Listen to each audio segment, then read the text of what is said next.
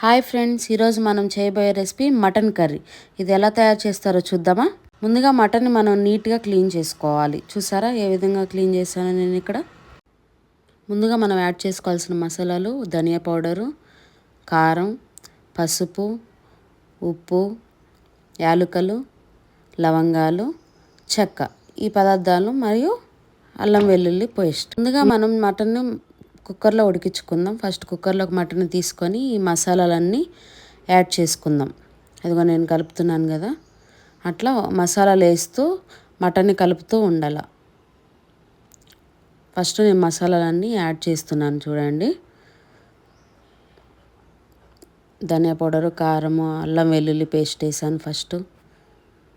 ఈ మసాలాలన్నీ వేసి మంచిగా ముక్కలన్నిటికి కలిసేలాగా మిక్స్ చేసుకోవాలి మనం. ఈ విధంగా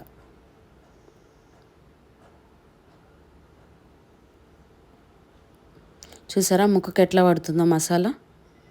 ఈ విధంగా మనం మిక్స్ చేసుకోవాలి.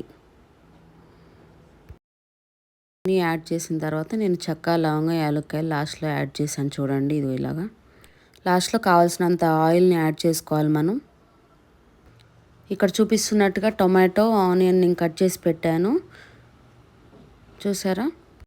దీన్ని మటన్లో వేస్తున్నాను. ఇది మటన్లో వేసి డైరెక్ట్గా కుక్కర్లో ఫస్ట్ ఉడికిస్తాను. ఎందుకంటే మటన్ టైం ఎక్కువ పడుతుంది కాబట్టి నేను కుక్కర్లో ఫస్ట్ ఉడికిస్తున్నాను.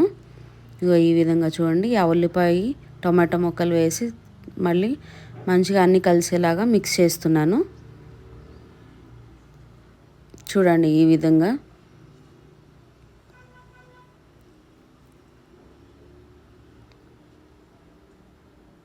కొంతమంది డైరెక్ట్గా ఉడికిస్తారు, బట్ అది టైం ఎక్కువ పడుతుంది కాబట్టి నేను ఫస్ట్ అయితే ముక్కలు ఉడికేలాగా మసాలా అన్నీ పట్టేలాగా నేను కుక్కర్లో ఉడికిస్తున్నాను.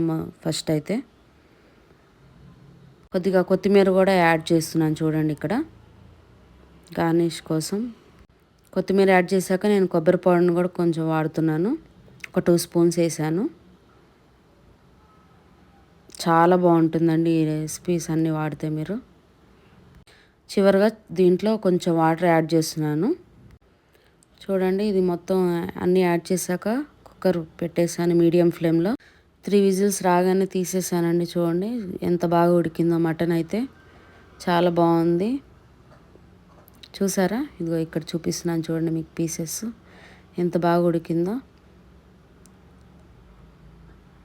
మటన్ 90% ఉడికేసిందండి. తర్వాత అయినా కూడా నేను ఆ 10% కోసం బౌల్లోకి తీసుకొని దాన్ని కొంచెం గార్నిష్ చేసి లో ఫ్లేమ్లో ఉడికిస్తున్నాను. ఇక్కడ చూడండి చాలా బాగుంది మటన్ అయితే. ఒక 5 మినిట్స్ లో ఫ్లేమ్లో ఉడికిస్తే ఇంకా చాలా బాగుంటుందండి. చివరిగా నేను ఫ్లేవర్ కోసం కసూరి మేతిని యాడ్ చేస్తున్నాను. మటన్ కర్రీ చూసారా ఎంత బాగా వచ్చిందో. చూస్తుంటేనే నోరు ఊరిపోతుంది కదా. దీన్ని మనం రాగి ముద్దలో టేస్ట్ చేద్దాం ఎంత బాగుందో. చాలా అంటే చాలా బాగుందండి. మీరు కూడా ట్రై చేయండి ఈ రెసిపీ అయితే.